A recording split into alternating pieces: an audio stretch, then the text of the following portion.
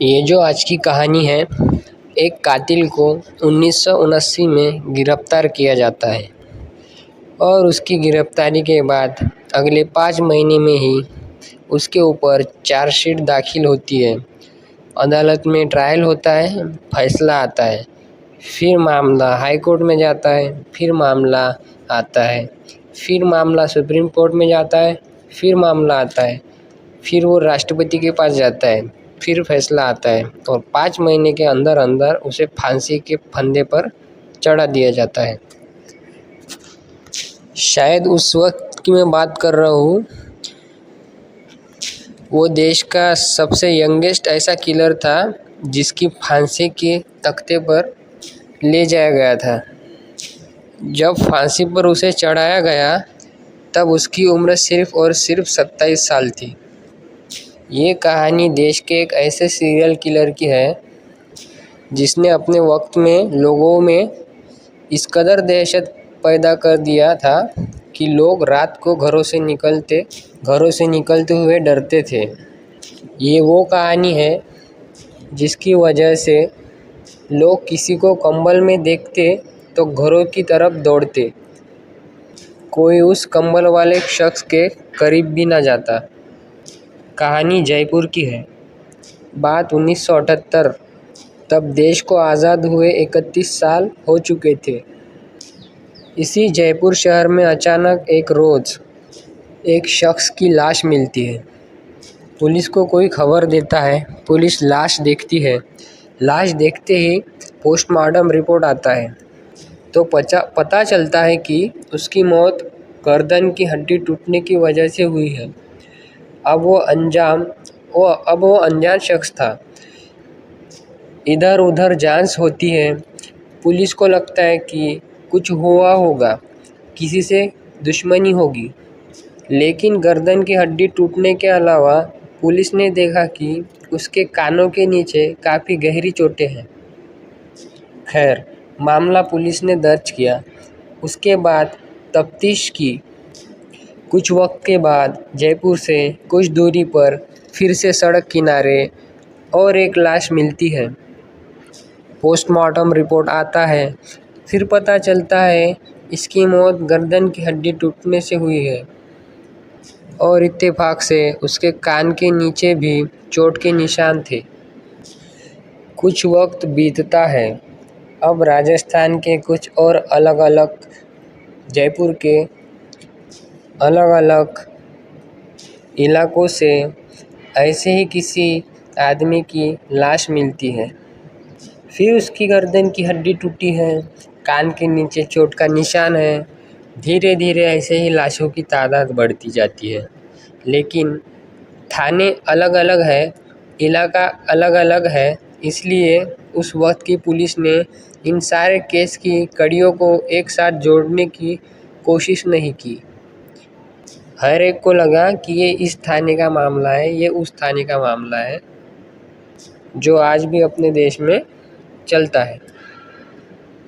Police थानों के बीच communication ठीक से नहीं हो पाता, इसलिए बहुत सारे केस बहुत देर से सुलझते हैं। तो खैर, एक के बाद एक कत्ल हो रहा है, लेकिन कोई ये नहीं सोच रहा है कि इन सारे कत्ल के तार कहीं ना कहीं जाकर एक साथ जुड़ते हैं। ना किसी ने दिमाग लगाया, ना किसी ने सोचा कि कत्ल के तरीके, कत्ल के पैटर्न को अगर देखा जाए तो पता चल सकता है कि ये कहीं ना कहीं एक जैसे हैं। धीरे धीरे करके 10, 12, 15, 20 ऐसे ही लाशें मिल रही थी। अब जब 10-20 लाशें मिली तो उस वक्त शायद क्राइम की खबरों में शायद उतना तवज्जो नहीं दिया जाता था, इसलिए यह खबर देश भर में नहीं फैलती थी। धीरे धीरे लाशों की तादाद बढ़ती गई तो जयपुर के किसी सीनियर अधिकारी का ध्यान इस घटनाओं पर पड़ा। उसने पता किया कि ऐसी और भी लाशें मिली हैं। उस पुलिस वाले के दिमाग में आया कि सबको मारने का तरीका एक ही है, एक तरीके से कत्ल हो रहा है, तो इसके पीछे क्या हो सकता है। अब उन्होंने इस बारे में अपनी टीम को लगाया और कहा कि देखो, हमें इस मामले को सुलझाना है। अब जो ये बात इतनी बढ़ चुकी थी तो अखबार में आया पहली बार कि एक अजीब सिरफिरा सीरियल किलर घूम रहा है और अब तक वो 15-20 लोगों को मार चुका है। जब ये खबर आई, इत्तेफाक से इसके कुछ ही दिन के बाद फिर एक लाश मिली। अच्छा, इस खबर में ये भी लिखा था कि मारने का तरीका एक है, गर्दन की हड्डी टूट जाती है, कान के नीचे किसी वजनी चीज़ से मारा जाता है, और जो जख्म के निशान हैं उसको देखकर डॉक्टरों का कहना है कि ये कोई हथौड़ा होगा, हैमर। तो अब ये हो गया कि अखबार में ये खबर फिर से छपी। अब धीरे धीरे लाशों की तादाद बढ़ रही थी। इधर अखबार में खबर भी आई। अब आम लोगों तक ये खबर पहुंची। ये राजस्थान के अलग अलग इलाकों में लाशें मिल रही है, क्योंकि सर पे और कान के नीचे कातिल वार कर कर मार रहा था लोगों को। तो एक अखबार ने उस कातिल का नाम रखा कनपट्टी मार सीरियल किलर। इस नाम से बाकी लोग कातिल को जानने लगे। अब इसी दौरान पुलिस की भी टीम लगी है। जहाँ जहाँ से भी लाशें मिल रही थी तो पुलिस को अंदाज़ा हुआ कि ये घर के अंदर या और कहीं कत्ल नहीं कर रहा, बल्कि सुनसान सड़क पर कोई जा रहा होता है या बैठा होता है, उसी को मारता है। तो हर जगह अलर्ट जारी कर दिया गया। सड़क पे गश्त बिछा दी गई, पर कोई फ़ायदा नहीं। इधर लाशों की तादाद बढ़ती जा रही थी। 20, 30, 40 हो गए, 50 का आंकड़ा पार हो गया लाशों का। क्योंकि मारने का पैटर्न एक था, उन सारी लाशों को आपस में जोड़ा गया। अब धीरे धीरे रिपोर्ट आई और पता चला इनमें से कुछ लोग ऐसे थे जिन पर यह हमला हुआ, वो नसीब वाले थे, बच गए, और वो झुके और उस वार से बचे और वहाँ से भाग गए। ऐसे 2-4 इंसिडेंट्स हुए थे। तो पुलिस को पता चला, क्योंकि कनपट्टी मार की दहशत फैल चुकी थी। तब पहली बार कुछ 2-4 विटनेस आए और उन्होंने कहा कि हाँ, उन्होंने देखा है, एक शख्स अंधेरे में बैठा हुआ है सड़क किनारे, और उस विटनेस ने कहा एक शख्स बैठा हुआ है सड़क किनारे और देखने से लगता नहीं कि कोई इंसान बैठा हुआ है, क्योंकि वो पूरी रात के अंधेरे में पूरी तरह से कंबल के अंदर अपने आप को छुपा कर रखा हुआ है। वो बस ऐसा लग रहा था कि कंबल है या कोई गठरी रखी हुई है। तो उसने कहा, तो मैं जैसे ही उस कंबल के पास से गुजरा, अचानक उस कंबल में हरकत हुई। एक शख्स खड़ा हुआ, उसके हाथ में हथौड़ा था और उसने मेरे कान के नीचे मारने की कोशिश की। मैं झुका और उसके बाद बेतहाशा दौड़ गया। तो वो भी मेरे पीछे दौड़ा, लेकिन फिर रुक गया और मैं बच गया। जयपुर के करीब एक दूसरे जगह सेम इंसिडेंस हुआ था। वह भी चश्मदीद आया और उसने भी पुलिस को बताया कि मैं जब जा रहा था तो कंबल में से हलचल हुई और एक शख्स हथौड़ा मारने के लिए मेरे पास आया, मैं वहाँ से दौड़ गया। तो ऐसे 3-4 विटनेसों ने जब बताया, तो अब ये हुआ कि ये जो कातिल है वो कंबल में अपने आप को ढककर बाहर निकलता है रात के अंधेरे में, और ऐसे ऐसे लोगों को अपना शिकार बनाता है जो तन्हा हो, अकेले हो, लेट जा रहे हो, उनके साथ कोई ना हो और उस जगह पर कोई दूसरा शख्स भी ना हो। तो ये छोटी छोटी इन्फॉर्मेशन पुलिस को मिली। तो अभी ये सारी रिपोर्ट भी हुई, तो पता चला कि कनपट्टी मार कातिल जो है ये कंबल में निकलता है। अब जैसे ही ये बात फैली, कंबल को लेके शहर में दहशत। तो अब कंबल वाला कोई शख्स दिखता तो उससे भी लोग डरने लगते और अपने घर की तरफ भाग जाते। घर में लोगों को कहा जाने लगा कि तुम सुनसान रास्तों पर मत जाओ, और अगर जाना ज़रूरी हो तो 2-4 लोग इकट्ठा जाओ, क्योंकि दहशत ही इतनी फैल चुकी थी। तो पूरे जयपुर और उसके इर्द गिर्द इस कनपट्टी मार, इस कंबल वाले कातिल की दहशत फैल गई। अब पुलिस के लिए भी बड़ा चैलेंज। इधर पुलिस तफ्तीश कर रही है, चश्मदीद मिल रहे हैं, इधर लाशों की गिनती बढ़ती जा रही है। अब वो 50 से 60 हो गई। 60 के बाद भी मरने वालों की गिनती जारी है। अब पहली बार ये खबर राजस्थान जयपुर से दिल्ली पहुंची। दिल्ली में सेंट्रल गवर्नमेंट तक ये बात पहुंची। इस दौरान में राजस्थान पुलिस ने अपनी स्पेशल टीम बनाई कनपट्टी मार को पकड़ने के लिए। कोई ऐसा मिल नहीं रहा था जो कातिल तक पहुंचा दे, सिवाय इसके कि कुछ चश्मदीद थे। आखिरकार तो एक पुलिस वाले ने आखिरकार कहा कि इन चश्मदीद गवाहों ने जो उसकी कद काटी है वो तो देखी होगी। तो उन चश्मदीदों ने बताया कि हाँ, वो जब दौड़ा तो उसका कंबल नीचे गिरा और हमने उसका चेहरा देखा था। तो जितने भी चश्मदीद थे सबको बुलाया गया और अलग अलग स्केच आर्टिस्ट के पास बिठाया गया। उस वक्त में उतनी टेक्नोलॉजी नहीं थी, लेकिन स्केच पुराने ज़माने से चलता आ रहा है। तो स्केच सबका उन्होंने बनाया, मतलब स्केच आर्टिस्टों को जो गवाहों ने बताया था उस हिसाब से स्केच आर्टिस्ट ने उसका चेहरा बनाया। तो सबका लगभग सेम था, थोड़ा 19-20 का फर्क था, लेकिन सबका सेम दिख रहा था। जो चेहरा बना उसको देखकर लग रहा था कि ये बहुत यंग लड़का है, ये 25 से 30 साल का होगा, ऐसा लग रहा था। लेकिन कौन, ये सवाल अब भी बड़ा था।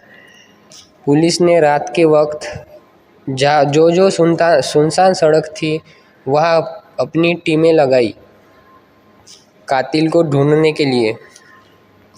कई रातें बीती लेकिन कातिल का कोई पता नहीं लगा था। फिर एक रात 1980 की बात है ये, अचानक पुलिस देखती है कि जयपुर की ऐसी ही एक सुनसान सड़क पर एक साया सा चला आ रहा है और वो सड़क किनारे आकर रुक जाता है। एक पेड़ के पीछे अपने आप को छुपाता है। इसके बाद उसके हाथ में कुछ था, वो निकालता है। थोड़ी देर बाद नज़र पड़ती है, वो अपने आप को एक कंबल से ढक रहा था। वो कुछ देर तक वहीं रुकता है और कुछ देर बाद वो कंबल लपेटकर वापस जा रहा था। जैसे ही वो वापस जाने लगा, पुलिस की टीम उस पर ढाबा बोल देती है और उसे दबोच लेती है। अभी तक पुलिस को पता नहीं था कि ये है कौन और वो यही कातिल है या नहीं है, लेकिन उन्हें लगा चलो देखते हैं। अब उन्होंने उसको पकड़ा और पकड़ने के बाद थाने लाया। थाने लाने के बाद अब उससे पूछताछ की कि बताओ तुम्हारा नाम क्या है। तो उसने कहा कि मेरा नाम शंकरिया है। पुलिस ने कहा कहाँ रहते हो। उसने जयपुर का एक एड्रेस बताया। पुलिस की टीम उस एड्रेस पर पहुंची तो पता चला कि हाँ वो वहीं का रहने वाला है, उसके माँ बाप सब वहीं पे रहते हैं और ये जयपुर का ही है। अब जब उसकी उम्र पूछी गई तो उस वक्त वो 26 साल का था। अब पुलिस ने पूछा कि तुम ये बताओ कि पूरे राजस्थान शहर में एक दहशत है, एक कनपट्टी मार किलर है जो कंबल ओढ़कर निकलता है और लोगों को मार रहा है और 60 से ज़्यादा कत्ल कर दिया है, और उसके बावजूद तुम देर रात अकेले कंबल लेकर निकले। तुम्हारा मतलब क्या था इतनी रात को निकलने का? अच्छा, इत्तेफाक से जब पुलिस ने उसे पकड़ा तब उसके पास कुछ नहीं था। यहाँ जो पोस्टमार्टम में रिपोर्ट थी कि कोई कातिल हथौड़े से मार रहा था। अब जब शंकरिया ने पलट के जवाब दिया तो पुलिस वालों के होश उड़ गए। उसने बिना डरते हुए कहा कि साहब 60 से ज़्यादा नहीं 70। बोला 70 लोगों का मैं कत्ल कर चुका हूँ। और बोला वो कि कनपट्टी मार कातिल मैं ही हूँ। पुलिस सामने खड़े लड़के को देखती रही। मतलब एक आम सा लड़का, ठीक ठाक शक्ल सूरत, ठीक ठाक बोल चाल। पुलिस ने मजाक समझा पहले। पुलिस ने कहा तुम क्या कह रहे हो पता है तुम्हें? वो बोला आप कह रहे हो 60 से ज़्यादा, मैं बता रहा हूँ 70। क्यों 70? क्योंकि मैंने अपने इन्हीं हाथों से उन 70 लोगों को मारा है। तो पुलिस को लगा ये सीरियस है, तो पूछा हथौड़ा कहाँ है तुम्हारा? तो बोला चलिए मैं आपको दिखाता हूँ। जिस जगह से पुलिस ने उसे पकड़ा था उसी जगह झाड़ियों में कुछ छुपाकर चीज़ रखी थी और वो एक हथौड़ा था। उस हथौड़े को पुलिस ने अपने कब्जे में लिया। अब सारे सीनियर अफसरों को खबर दी गई, लेकिन अभी भी कंफर्म नहीं था कि ये बंदा सच बोल रहा है। हथौड़ा मिल गया, उसके बावजूद हथौड़े को भी जांच के लिए भेज दिया गया। अब उसके घर वालों से पूछा गया तो उसके घर वालों ने कहा हाँ ये रात को 2-3 दिन बाद घर से निकल जाता था और पूछे तो कहता था कि दोस्तों के पास जा रहा हूँ, जबकि इसके दोस्त कभी घर नहीं आते थे और इसके दोस्त भी बहुत कम हैं। शंकरिया जयपुर में वही मोहल्ले में रहा करता था। उससे जब पुलिस जांच पड़ताल करते हुआ तब पूरी कहानी की पढ़ लिख कर उसे कुछ बनाया जाए। परिवार भी ठीक ठाक था। इसने शुरुआती स्कूल में पढ़ाई भी ठीक ठाक की, सब कुछ ठीक था। लेकिन जब यह 25 साल का हुआ, इसकी उम्र जब 25 साल की हुई, अचानक इसके बिहेवियर में बदलाव आ गया। वो बहुत कम बोलता, घर वालों से भी बहुत कम बोलता, घर में रहता और रात को कई बार लगभग हर तीसरे दिन ये घर से निकल जाता था। जब पूछताछ हुई तो ये पता चला कि ये हर तीसरे दिन घर से निकल जाता था और लेट नाइट घर वापस आता था। अब उससे पूछा गया तो उसने अपने सारे जुर्म कबूल किए। अब उसने बताना शुरू किया कि कहाँ मैंने कत्ल किया। उसे सब याद था कि कहाँ उसने कत्ल किया था। इस शंकरिया पर मुकदमा चला, चार्जशीट बनाई गई, अदालत में पेश की गई। अदालत ने भी ज़्यादा वक्त नहीं लगाया और अदालत ने जल्द ही अपना फैसला सुनाया। जब इससे वजह पूछी गई कि तुमने क्यों मारा, क्या तुम किसी को जानते थे? उसने कहा नहीं, मैं उन 70 में से एक को भी नहीं जानता था। मैं हर तीसरे चौथी रात घर से निकल जाता और घर से निकलते वक्त बस एक हथौड़ा अपने साथ रखता था और फिर मैं यूं ही सड़कों पर घूमता रहता था।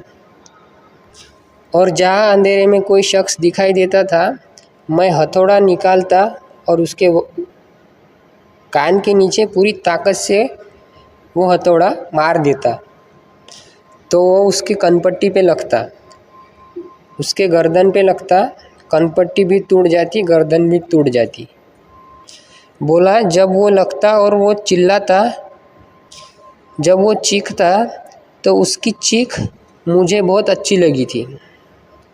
तो मैंने जब पहली बार मारा तो वो चीखा, दूसरा बार किया तो चीखा, तीसरी बार जब मारा तो वो चीखा ही नहीं, तो वो चीख उसे अधूरी लगी, ऐसा वो बोल रहा था। वो बोला जब उसे मैंने पहला बार किया तो मुझे उसकी चीख अच्छी लगी थी, फिर मैं लौट आया, पर फिर मुझे लगा कि मुझे कुछ मिसिंग है, और मेरे दिमाग में ऐसा लगा कि वो चीख मुझे फिर से सुननी है। ऐसा लग रहा था उसे कि शायद कुछ गीत है या संगीत है, ऐसा कुछ लग रहा था उसे। तो बोला कि मैं बस 2 दिन रुका और फिर मैं रात में निकल गया और फिर एक शख्स को देखा और अंधेरे में निकला, उसे भी मैंने वैसे ही मारा, तो वो भी वैसे ही चीखा, दूसरी बार मारा तो वैसे ही चीखा। उस चीख को फिर से सुनकर मुझे बहुत अच्छा लगा।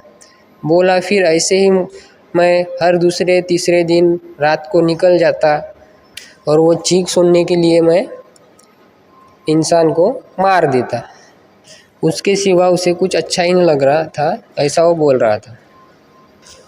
तो बोला, तो इसने कहा कि लोगों की चीखें सुनकर इसको मज़ा आता था, और यही चीखें सुनने के लिए उसने 70 लोगों की जान ली, और अगर वो ना पकड़ा जाता तो ना जाने ये गिनती कहाँ तक जाती।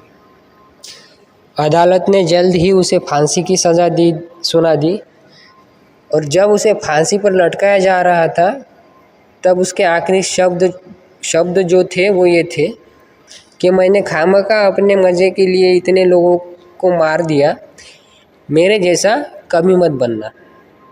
इसके बाद उसको फांसी दे दी गई। तो ये थी एक सीरियल किलर की कहानी। अगर कहानी अच्छी लगी हो तो मेरे चैनल को सब्सक्राइब कीजिए।